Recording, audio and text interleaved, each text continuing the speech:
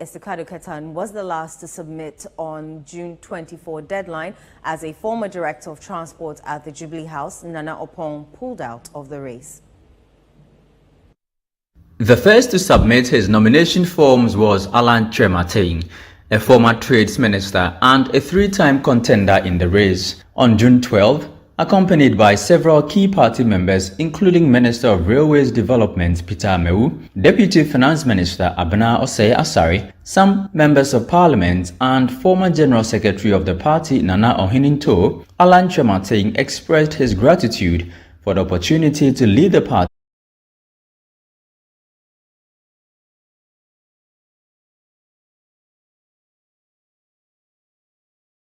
New leader who will satisfy 5 basic conditions.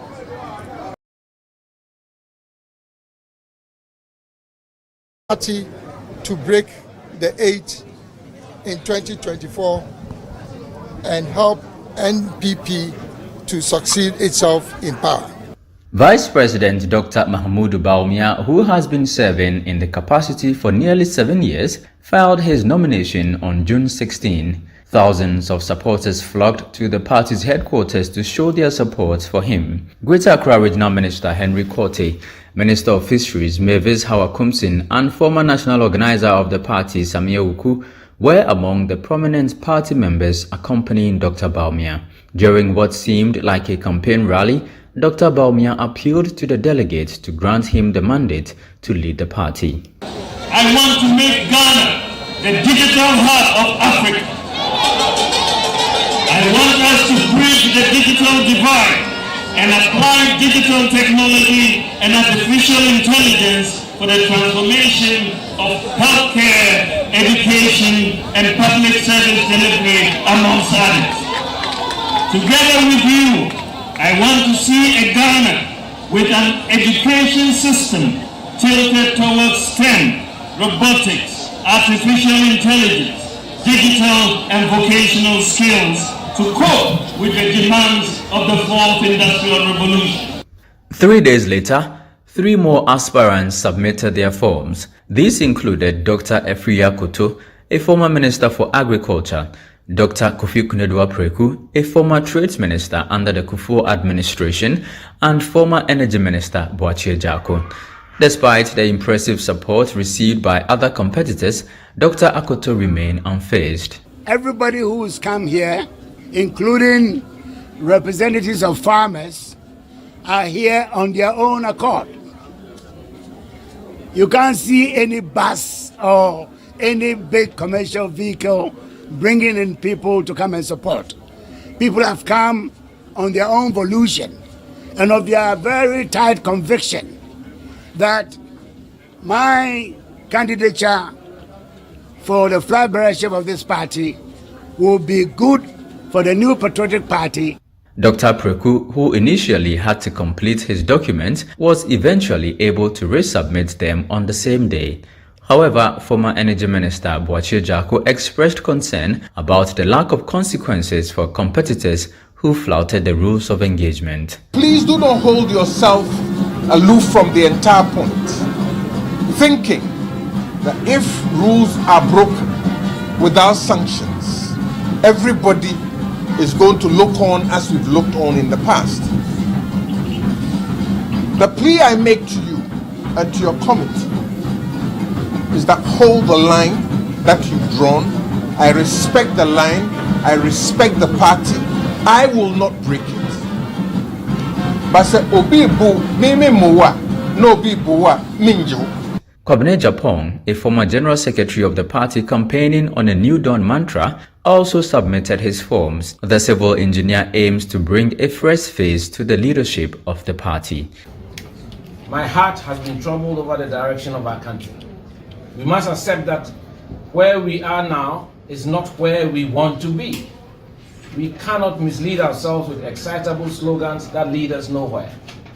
Ghana is really at the crossroads, and what the country urgently needs now is a new dawn of astute political leadership with a vision that inspires hope in the youth and rekindles the faith of Ghanaians in our constitutional democracy. On the same day, Kwadwo Poku, A relatively unknown candidate filed his nomination with confidence in his chances. My chance is 100%. Amen. I said that you should have a dream. Then when you have a dream, you should have the positive attitude to step out to fulfill your dream. Amen. If I did not have the positive attitude and the positive thinking to be successful, I would not have done this. Member of Parliament Kennedy Agyapong was one of the 3 individuals who filed on June 21. The crowd that accompanied the outspoken MP could rival the one that followed the Vice President. Kennedy Agyapong assured his supporters that he was the party's best chance at defeating John Mahama, the candidate for the NDC.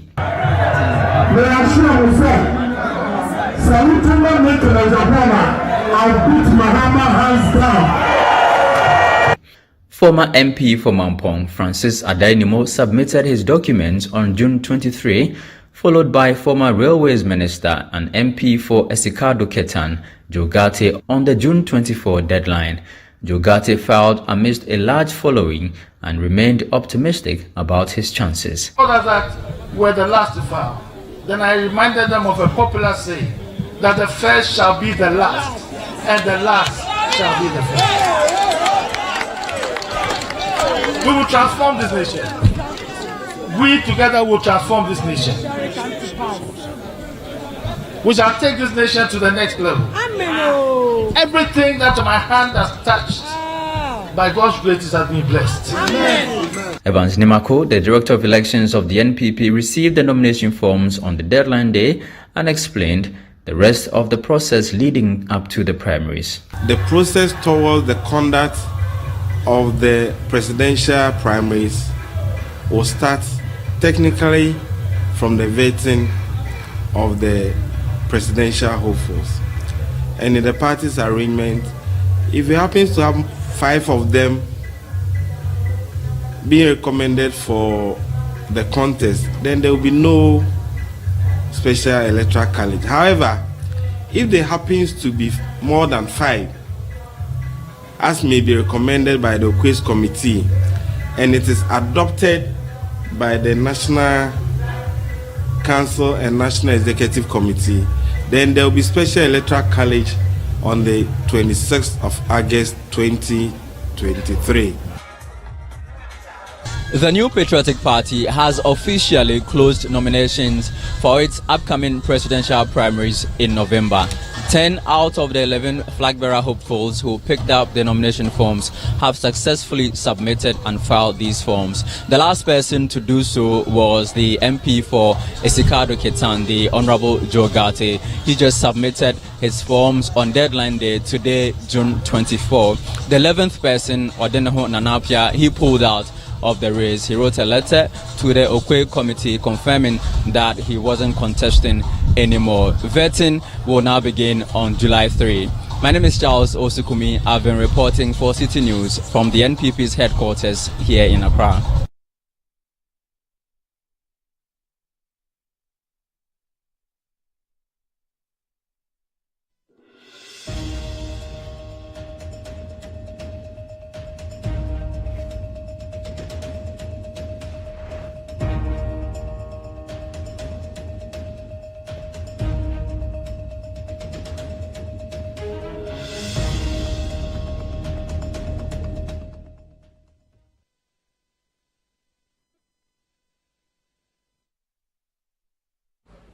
Let's go to the Ashanti region now, because in a devastating incident there caused by the heavy downpour on Friday night, an officer affiliated with the National Disaster Management Organization lost his life after being swept away by floodwaters.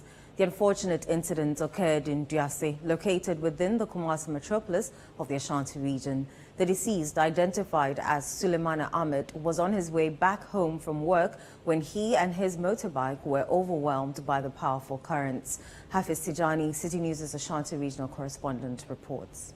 Residents of the area were alerted to the tragic event when they discovered Mr. Ahmed's body amidst debris within a drain. The deceased, aged in his 40s, had an extreme background as the former organizer of the National Democratic Congress in the Old Tafo constituency, Citi News had the opportunity to speak with some of the residents who aided in the recovery of the body. Na no apon adwuma oba besena kọ efie oti abrem abrem mama se junction side e ho na oti nti na okọ but the way ani nso na na manfo ka ten so onjina na ose obekọ nti afi moto no eja no edumi ya na osi se wo opia nti opia na nso no twen no eni moto no beda no so na afi no manfo yes omu yi moto na afiri no so na nkoma boa omu yi moto na nso no twen na ade no ko nti anadwen de we ani nso no eye no obi antimi ansa mpe ne kira kwai nti anopa ye sorry ye ne so ye tutu ye ne ahwe na ahwe se ebe hu na yebehwe na bridge bi o maye no foforo e ho na ababehye na first pan na nka dey say bi nso okra ebe sit down o no and I say basic kwan nso kwan but I say sane man e koso ama nso to bia ayehu o Ghana ti advice and be say even campaign for them wa ye ne a yetime for no ye mo aye ho because nso no e to a ye hwe say benya be papa agina e den a beti and I say ti a e den a yiri say den kra betwe nti advice and the man say nso to we suka we sumoto and I say kodi dwuma bi ehia say den kra ye nwene ye nkwa ho first because ke ba ye nanka nso ni yiri ye nanka nyame bo a otwen ya emidi say nka we ansi. This unfortunate incident marks the 5th fatality this week, resulting from the relentless rains. Just last Wednesday, 4 individuals, including a 6-year-old child, met a similar fate in separate drowning incidents at Sepase, Atafua, and Tafo. To prevent further casualties, NADMO officials in the Ashanti region are urging the public, particularly motorists, to exercise caution and avoid traversing flooded areas during rainfall. But this time around, the rains are going to come in huge amount, which we need to take the precaution. Waiting for a flooded area to capsize down or cool down before you go wouldn't take your life. An hour or two wouldn't change anything that you're going to do. That is our key. That is why most of the flood-prone areas, we have our guys going there during weekends, even going to churches, so that being you happen to be there, you will educate a relative whom you know lives around a wetland or where most places it gets flood. If we are able to take this exercise and make sure that when the rains are coming, we know then the early warning signs that comes from the Meteo agency, we could follow up. There is no need for you to go to the place that you yourself, you've built up that is a flood-prone area. Efforts were made to inform the deceased relatives of the unfortunate incident, and they have been contacted accordingly. The body has been conveyed by police officers and deposited at the Konfanochi Teaching Hospital morgue. Hafiz Tijani, Citi News, Diase, Ashanti region.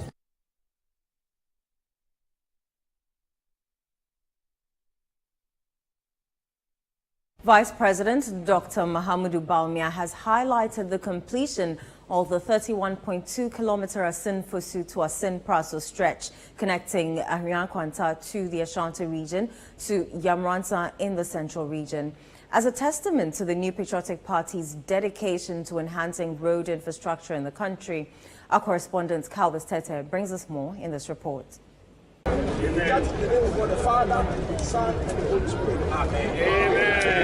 During the commissioning of the N8 Asin-Fosu to Asin-Praso stretch, Vice President Dr. Mahmoud Bawumia expressed that the road rehabilitation project will significantly reduce travel time, and additional facilities associated with the project will be completed in due course.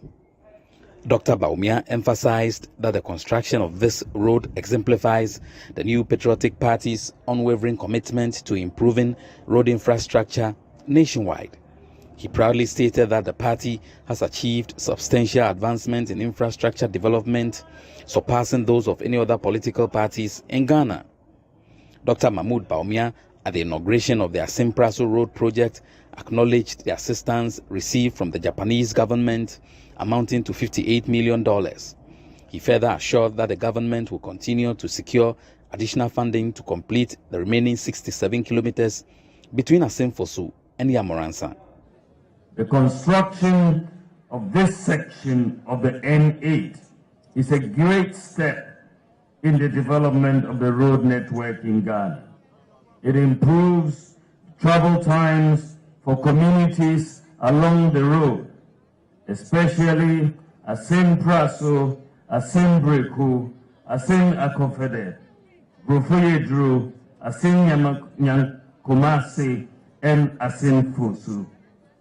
The N8 is an important link for the transportation of freight and people from the western and central regions to Ashanti region and the northern parts of Ghana, as well as our neighboring landlocked countries.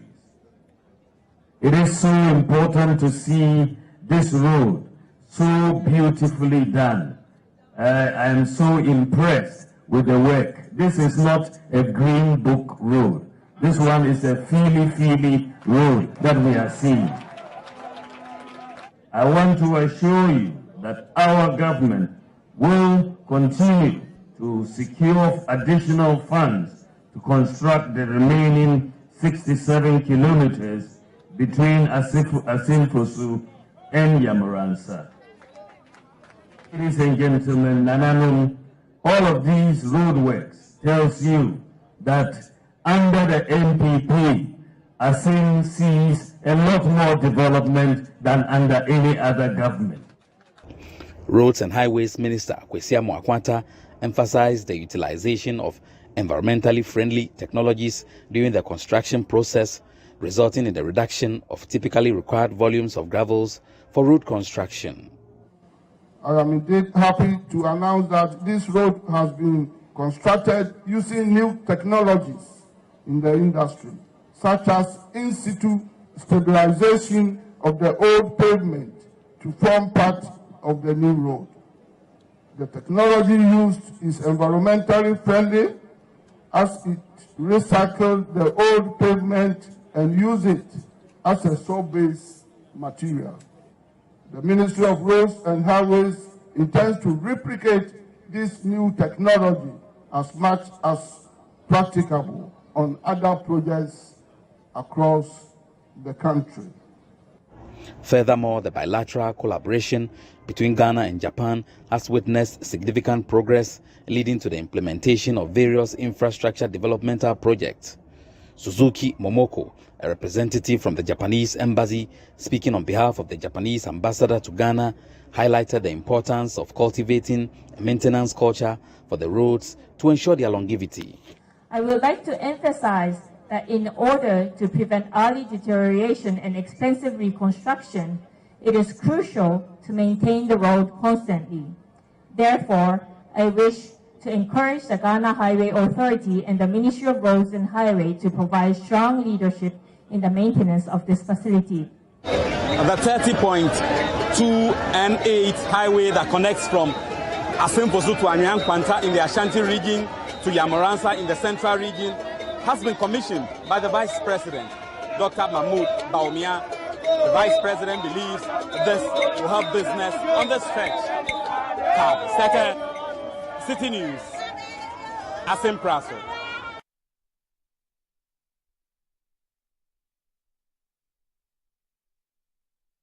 Many Ghanaians have over the years complained about various challenges they face in their quest to have access to decent and time-saving transport options. In a bid to help address this, the government has been urged to, as a matter of urgency, implement a public transport service scheme to reduce the many challenges confronting Ghanaians. There's more in the following report by Citi News' Bureau Chief for the Middle Belt, Edward Opon-Mafo. Ghana's transport sector is bedeviled with a number of challenges. While many struggle to have access to transport options, commuters say the issue of spending a lot of productive hours before being transported to various destinations is an issue that needs serious attention. Speaking at his professorial inaugural lecture at the Kwame Nkrumah University of Science and Technology, KNUST, Professor Michael Poku-Buensi called on the government to, as a matter of urgency, implement a public transport service scheme to sanitize Ghana's transport sector by checking transport costs and improve access. There is also an urgent need for the government of Ghana, through the Ministry of Transport, to seriously implement public transport service schemes as one of the best ways to stabilize transport costs and particularly minimize the financial stress on lower income people, improved access, affordability, and mobility needs of the people. The case of Dar es Salaam, our friends in Tanzania, should inspire us as a country. Professor Chair, distinguished guests, Ghana as a country needs better integration of transport options, including modes for active travel. The Ministry of Transport and Roads and Highways must ensure that newly developing road infrastructure projects, as a matter of priority, must be integrated by including the infrastructure needed for cycling and walking in our cities. Aside from the health benefits associated with being active, it will in the long run reduce government expenditure on healthcare as well as provide a sustainable means of travel for most of our people. Professor Poku Buensi also urged the Ministry of Transport and the Land Use and Spatial Authority to work to implement an integrated land use and transport planning regime to comprehensively help address various transport challenges confronting Ghanaians. The Ministry of Transport and the Land Use and Spatial Planning Authority should work to implement an integrated land use and transport planning regime that has improving access as the overriding priority. Historically, the planning regime in Ghana has not been able to address all our concerns, primarily because of its weaknesses in managing urban growth. As shown by several studies, unfettered and unplanned growth leads to unsustainable outward expansion, and this pushes the limited public transport infrastructure and urban opportunities further from the poor. And what that means is that the prevailing accessibility challenges and the possibility of worsening these challenges begins with addressing the problem of uncontrolled urban expansion. There is therefore the need to redevelop our informal settlements into sustainable communities, where access to basic socio-economic facilities abound, thus reducing the need to travel substantially. What this means is that if you live in a neighborhood where all the essentials are available, then you don't have to travel. You only travel when it's essential.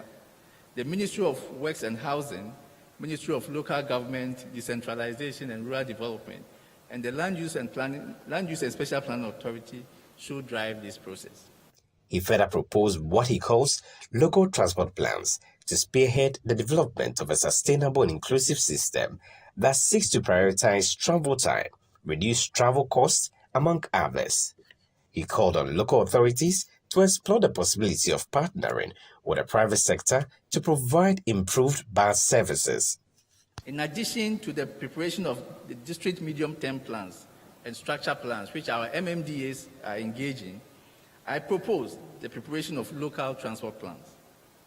Local transport plans, Professor Chair, distinguished guests, are strategic documents outlining policies for sustainable transport in our local areas. The aim of the local transport plans should be the development of a sustainable and inclusive transportation system that seeks to ensure travel time savings, reductions in travel costs, accessibility improvement, and reduce the negative impact of transport on the environment. The fourth recommendation is that the seeming lack of involvement of local authorities in the provision of public transport services has resulted in users of public transport services being captive and at the mercy of private operators. To help ensure that the needs of the traveling public are met and the interests protected, I recommend local authorities begin to explore the possibility of partnering with the private sector to provide improved bus service within the strategic transport planning that is age and disability friendly should be the way for us to go and must be spearheaded by the Ministry of Local Government, Decentralization and Rural Development. It's obvious that Ghana faces many challenges with respect to the transport sector, And as such, government and relevant stakeholders have been urged to find ways of coming up with drastic interventions to address this. For Citi News, I'm Edward Obonmafu, KNUST, Kumasi.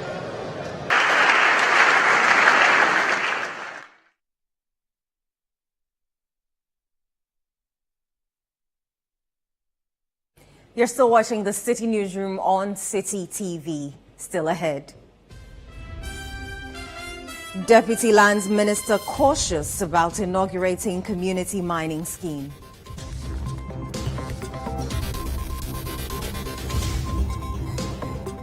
We'll bring you the details shortly. Do stay with us.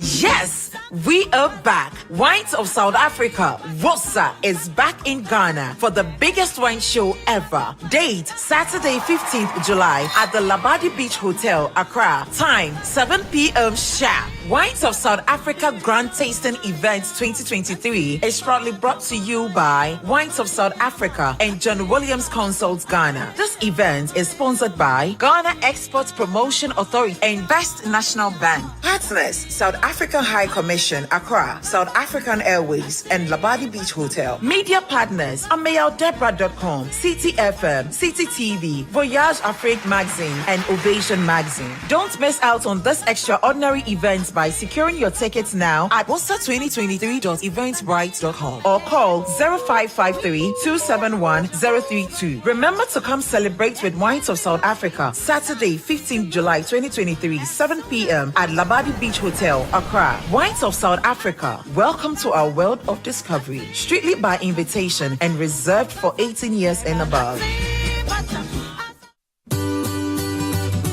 Citi TV is live on DSTV. Find us on channel 363.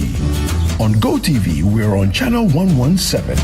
And on HD Plus, get us on channel 108. On a digital TV, run a new search, but take note that without an antenna, you cannot access Citi TV. Citi TV can be accessed on any free-to-air digital box like the GoTV and HD Plus boxes. Citi TV, it's your world.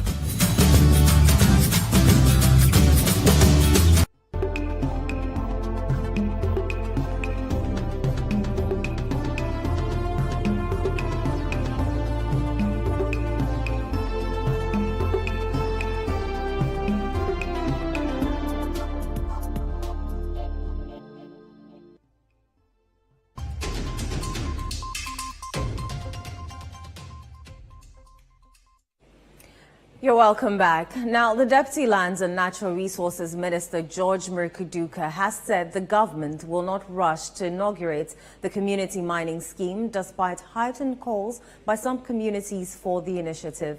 He insists that the ministry will ensure due diligence and broader consultation before launching the scheme in any community in the country. Citi News' Ashanti regional correspondent Hafiz Tijani reports. Scores of residents from Tontokrom besieged a ceremony at Atwi Manso where the Deputy Lands Minister launched the community mining scheme. The youth from the neighboring community held placards with inscriptions calling on the government to extend the scheme to Tontokrom. The youth at Tontokrom have in recent times fought a mining company in the area for preventing them from invading their concessions. The youth want the government to extend the community mining scheme to the area to address that challenge. Community mining and abaya babe bia maye. Manso amansia south sopaye. Asopaye. Entino ye jirisa baby fo anya adwuma a wo mo yadan o mo beye. Akaya nso yagye. Se de beye a ye nyina ye betimi. Tontokrom say ye bia community mining we a e betimi afani pa be 10,000. E wo kuro no. Me na me catch. So wa babe bia company. na yan timamfo na yete oman ni mu ye nya adwuma nye ekom ne yan na yan fatuo nkwa bokro no asem na oti bi pen wonye sika na wodi konu krom ana akwakwahwe abra Ghana ma enso hia adwuma ye enti ye krom adwuma wo hode ya ene ye no ye behwase adwuma no aban be bia ma yen je ye hwa ni mu nyina se community mining aban be bia ma yen. Deputy Lands and Natural Resources Minister George Mirekuduka, who launched the initiative, said it can be properly regulated when consultations are done before it is extended to communities. I would say even in my constituency, it's taking on board about 5,000. The community mine, one community mine that we have. With this, we are earmarking 2,000. If you talk of about not less than 15 community mining schemes that we put together, and if each is averagely employing even 1,000, so that alone should tell you the quantum.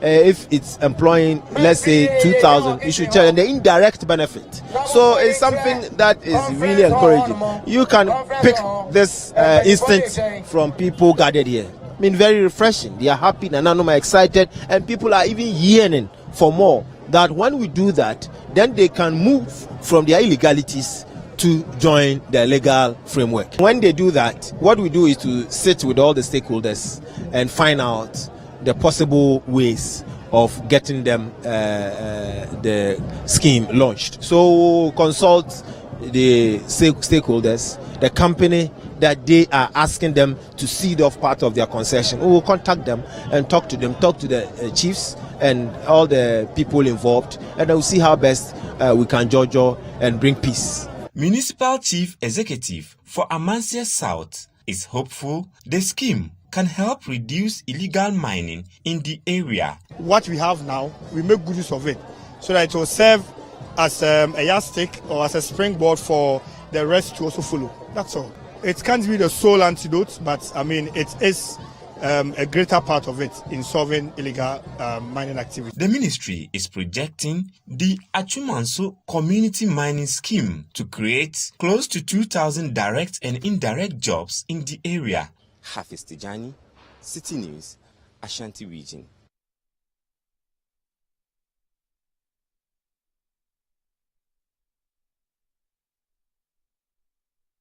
The Ministry of Education is pledging the government's commitment to making e-blocks operational to serve the purpose for which they were built. The ministry said it has so far completed 60 out of the 200 schools, and the latest is the Apeja Senior High School in the Adansi South district of the Ashanti region.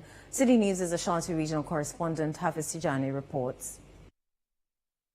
The location of the e-block facility, which was to serve as a community day school for inhabitants of Apeja, made it difficult to admit students. This e-block, like many others situated on the outskirts of the communities, needed to be complemented with boarding facilities to make them fully fledged senior high schools. Opinion and community leaders at Apeja had consistently raised concerns over the inability of authorities to make the facility fully operational. The ministry, in response, put up these dormitories for male and female students to ensure access for those who live far away from the community. Public Relations Officer at the Adansi South District Education Directorate, James Kusi, explains efforts made to admit about 160 students currently enrolled in the school. In all, we have 168 students now. When we were given the opportunity to open the school, we were told to admit students who completed before 2022. That is those whom we call re-entry. Thank you. We call them re-entry. Re-entries, those who completed before 2022. That students who completed 2021, 2020, 2019. That is our area. So students who had schools in other schools but didn't go, we took them. And also students who were placed in other schools by due to one or two reasons, they couldn't go. That's 2022 students, they also came. And those who were not placed at all. So we have 3 areas. Some classrooms are yet to be fully furnished, although the e-block is painted with some equipment installed at the laboratory. Chairman of the Apeja Senior High School Committee, Mensa Bediakun, And some community leaders say the school still lacks basic amenities like kitchen and dining facilities to make teaching and learning conducive. Nti sene abaya bi school no ma de eni age eda na se nemum dwumadi nkakra bi ho no aka yebehia se eno de aban wo ho modern so betumi ayamai nidi ka ne anhwe se sia no nkora no ba da bia ko ni wodi biase ne kwaje aduane efiri ho de bre emofra no metro no di akoni aba okono ba da bia conference. Education Minister Dr. Yao Osei Educhum maintains the government has not abandoned the e-block facilities. This is what governance is about. It's about continuity. So the administration of Nana Addo Dankwa Akufo-Addo has not abandoned e-blocks. What we have done is to make them better. I'll not sit here and say because e-blocks was started by NDC is a bad thing. No. But if the location is not good, then we have to do something about it to make it more useful to the people of Ghana. E-blocks that were located at Domekwa Abenya and Frafraha in Accra, Greek Enzima and Kumasi, perfect locations, urban centers, they've been populated with students and we keep even adding more buildings and the schools are growing. But the same could not be said of the e-block at Apeja. Without a dormitory, we couldn't have opened Apeja. So today I'm excited that we have boys and girls dormitory completed in Apeja Senior High School. It's now operational. So I'm so happy. He also said the ministry will ensure all facilities needed to improve enrollment at the Apeja Senior High School are provided. We committed as the Minister for Education to Apeja. Wherever it's not there, we'll be there.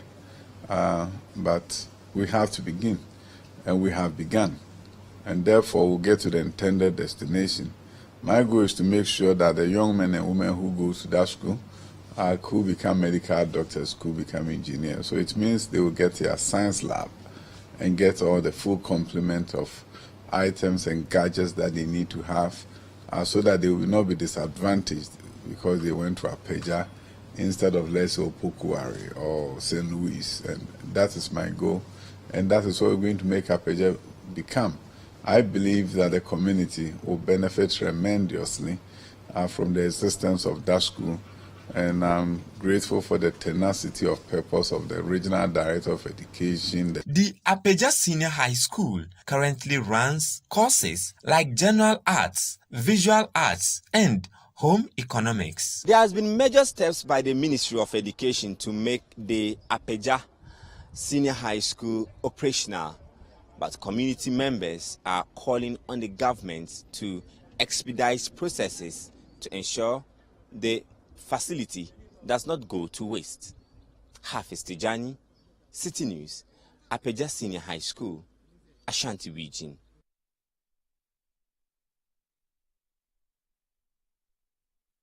Second cycle institutions in the Oti region are showing impressive progress in the field of science, technology, engineering and mathematics, despite facing hurdles in reaching the National Science and Maths Quiz. According to them, their focus extends beyond competition, aiming to foster problem-solving skills among school children in the region. They are of the view that more can be done to ensure that students in the Oti region benefit from STEM education and become proficient problem solvers. There's more in this report by Citi News' Desmond Salasiago. Over the years, second cycle institutions in the Oti region have made remarkable progress in the field of science, technology, engineering and mathematics, despite facing ongoing challenges in the prestigious National Science and Maths Quiz. With a strong desire to cultivate problem-solving skills among students in the region, these institutions emphasize the need for continuous effort to ensure widespread benefits and opportunities for young minds. Their commitment extends beyond mere competition as they strive to foster a generation of innovative problem solvers. This commitment was evident at the 4th edition of the Energy Commission Senior High School Renewable Energy Challenge. This commitment was evident at the 4th edition of the Energy Commission Senior High School Renewable Energy Challenge under the theme of Mechanized Small-Scale Agriculture using renewable energy technologies.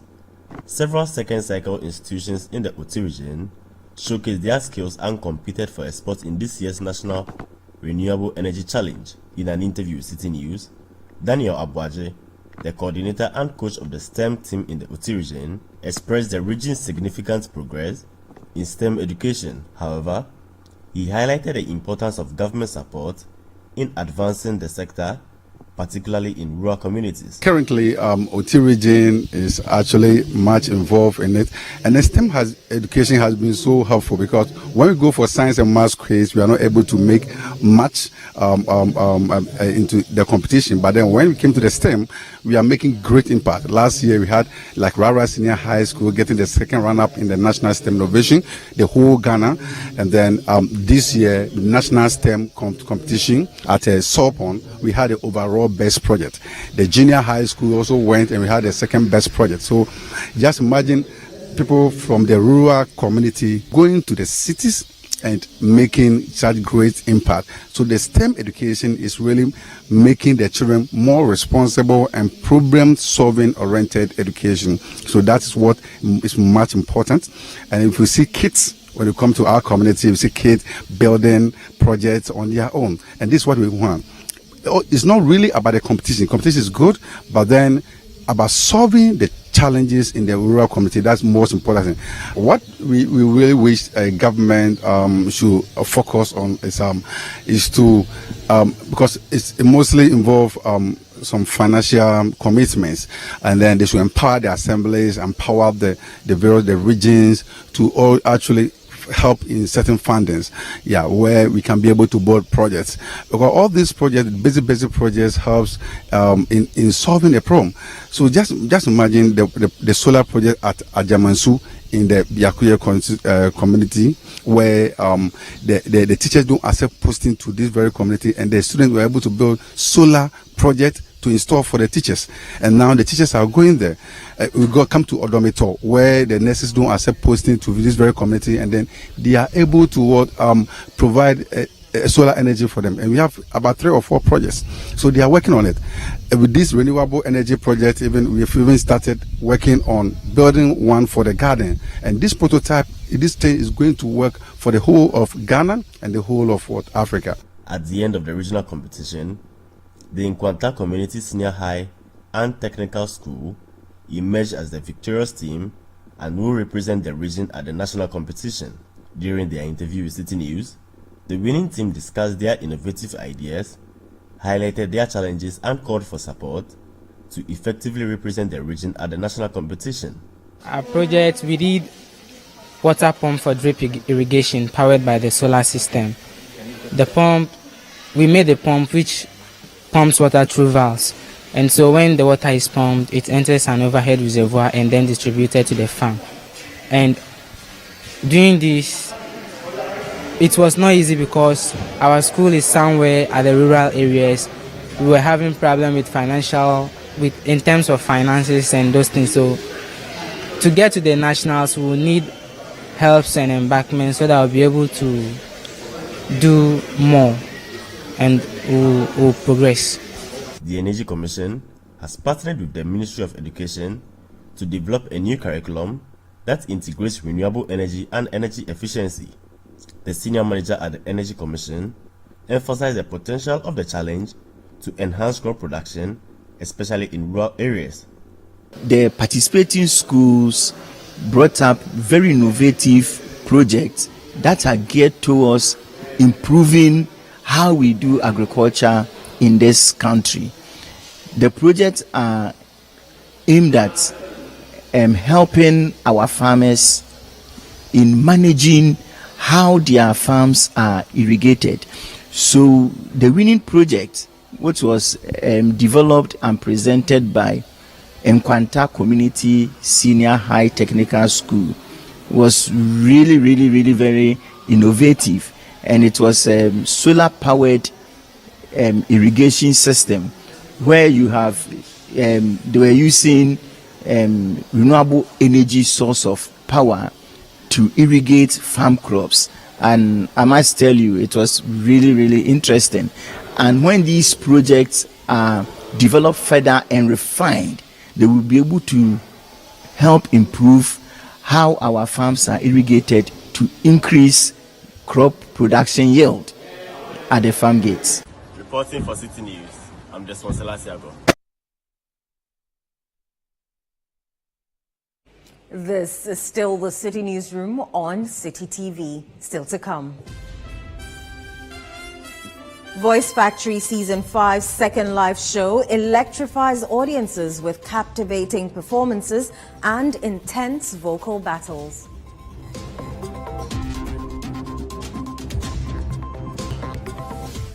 We have the details shortly. Do stay with us.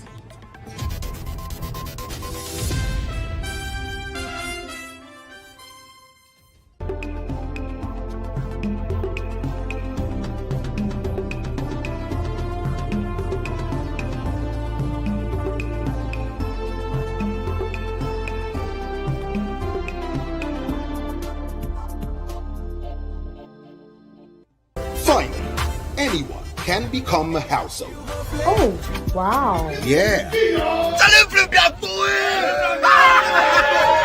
Flip, a real estate gaming platform that allows you to play and stand a chance of winning a house or cash or consolidated prizes, such as savings towards a house. Simple and easy to play. Visit www.ugoflip.com. Buy a ticket to enter the game. Wait for the end of the game to enjoy the win. Anyone can win. Flip it or own it. Ugoflip. This advertisement has been vetted and approved by the Gaming Commission of Ghana. Play responsibly, not for persons below 18 years, and gaming can be addictive.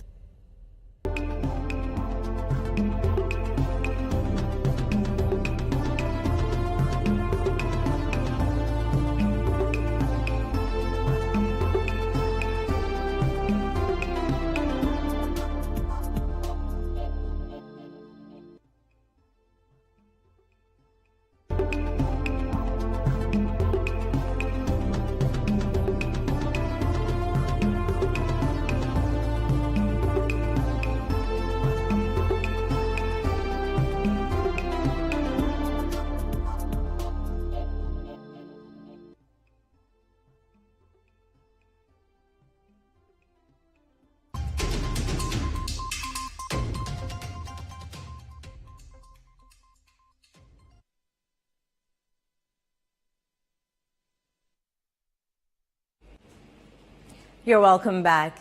Now, the second live show of Voice Factory Season 5 brought forth a wave of energy and captivating performances from the talented contestants. These 11 individuals are vying for the ultimate bragging rights and a handsome cash prize of 20,000 Ghana cedis, which awaits the eventual winner of this remarkable music reality show. Tasked with showcasing their vocal prowess by performing their favorite soul songs, the contestants took to the stage with passion and enthusiasm. Let's take a look at the highlights from this breathtaking second live show of Voice Factory Season 5. The anticipation going into the live show was high, and most contestants lived up to expectation. The 11 contestants had been tasked to sing a selected soul music.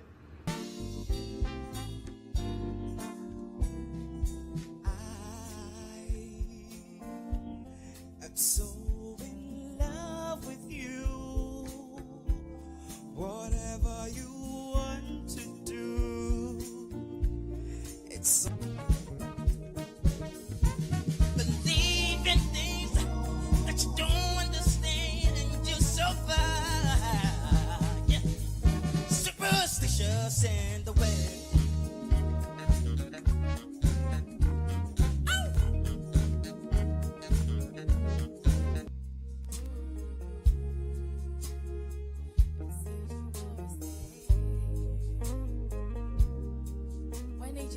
She's stuck on you. She's stuck on you for real. Stuck on you. The tension for some of the contestants was palpable to the extent that lines were missed.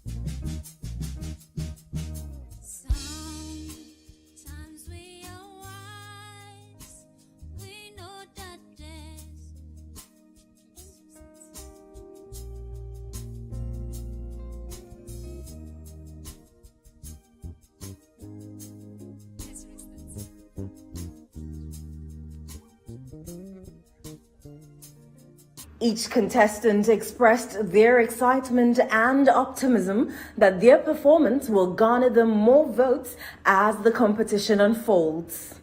I'm excited because Voice Factory is making me learn a lot, honestly. Such as, you know? Yes. Previously, I just mix up soul with rhythm and blues. I mix it with rhythm. I knew nothing. For me to be able to perform a soul music and then perform it soulfully, but for Voice Factory, I wouldn't have known. So I'm so thankful and I'm excited. The live show of the Voice Factory airs every Saturday on Citi TV at 6:30 p.m. with repeat on Sunday at 12:30 p.m. on 97.3 Citi FM. Season 5 of Voice Factory is powered by Citi TV with support from Citi FM and sponsored by Ebony Condoms, Nalo Solutions, Eddie's Pizza, Twist Cupcakes, and Coppen Hospitality. Oh, sign, seal, deliver it. I'm yours, I'm yours. Hey, yes, sir, here I am.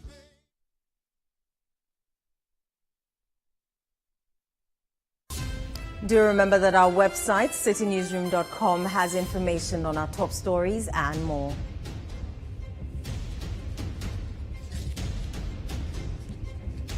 Subscribe to CityTube on YouTube for more exclusive video content from Citi TV.